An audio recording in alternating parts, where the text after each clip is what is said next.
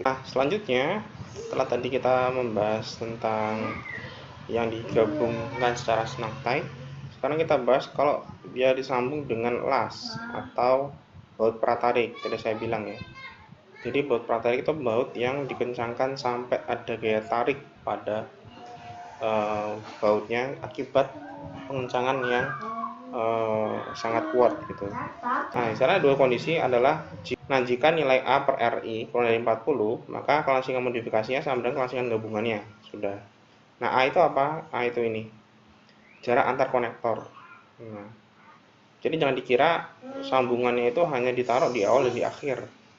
Tidak. Sepanjang batang dia harus sambung. Seperti ini. Seperti ini. Nah, seperti ini loh. Ini A. Jadi kan berulang terus kok sampai ke panjang batangnya. Ini pun juga begitu. Ada sambungan, ini juga disambung seperti ini. Kalau A juga seperti ini, jadi jarak ini ke sini, itu juga A. Ini sebenarnya jarak antar sambungan, seperti itu ya. Kalau yang seperti ini, berarti sesungguhnya plat ini itu adanya tidak hanya pada ujung saja, tapi dia juga ada di bagian tengah-tengah dari batang tekan. Nah, itu sebenarnya jarak antar konektor. Jadi ini perbandingan antara jarak konektor dibagi jadi girasi minimum dari profil penyusunnya. Ini RI. Jadi radius girasi minimum setiap komponennya, jadi setiap profil penyusunnya. Nah, jadi kayak ini ya. Ini kalau jadi girasi komponen. Tapi secara gabungan ini secara keseluruhan dia punya jari-jari girasi gabungan gitu. Karena bedanya apa? Kalau jari-jari girasi gabungan itu sama dengan akar inersia gabungan dibagi luas penampang gabungan. Oh, ini sedangkan kalau RI ini kita lihat dari tabel profil.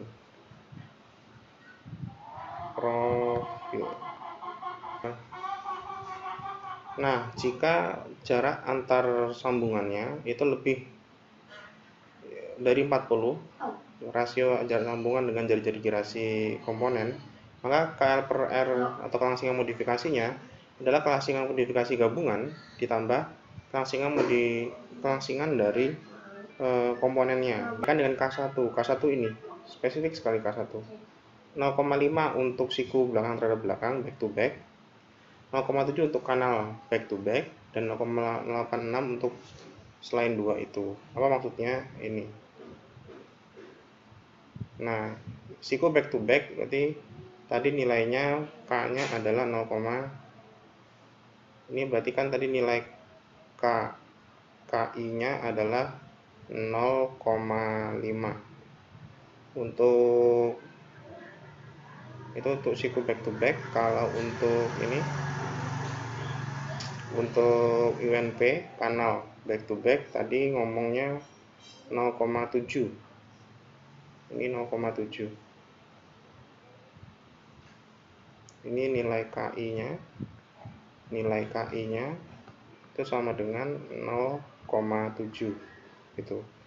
Nah, sedangkan yang lainnya KI-nya seperti ini ya. Ini berarti 0,86. Ini KI-nya adalah 0,86 gitu. Untuk semua kasus lainnya selain siku back to back atau UNP back to back. Baik, setelah tadi kita membahas ini ya, jadi untuk sambungan kelangsingan modifikasi untuk profil yang disambung dengan las dan baut pratarik atau pretension. Sekarang kita lihat ini sudah saya jelaskan ya kalau tadi persyaratan kelangsingan. Nah, ini dia. Jadi sebetulnya menurut saya nilai kelangsingan modifikasi tadi, KL per R modifikasi tadi tetap harus mengikuti ini, tidak melebihi dari 200. gitu. Jadi walaupun profilnya sudah digabung, tapi kalau kelangsingan gabungannya masih lebih dari 200, otomatis kan ya tetap terlihat sangat langsing sebetulnya profil gabungannya dibandingkan dengan panjang batang tekannya gitu ya. Jadi nilai KL per M modifikasi tadi itu yang ini, KL per M modifikasi itu tetap dibatasi kurang dari 200. Kemudian persyaratan dimensionnya ini. Setiap komponen dari struktur tekan yang terdiri dari 2 buah atau lebih profil harus disambungkan dengan satu sama lainnya dengan interval A. Gitu ya, dengan interval A. Sedemikian sehingga interval A ini menghasilkan ini, interval A sedemikian rupa sehingga rasio kelangsingan efektif KA per R ini dari setiap bentuk komponen antara pengencang tidak melebihi 3/4 kali rasio kelangsingan yang menentukan dari komponen struktur tersusun. Jadi yang kelangsingan komponennya, ini yang komponen itu artinya komponen profil tunggal gitu ya. Komponen profil tunggalnya itu harus kurang dari 3/4 dari kelangsingan modifikasi. Ini yang profil tersusunnya.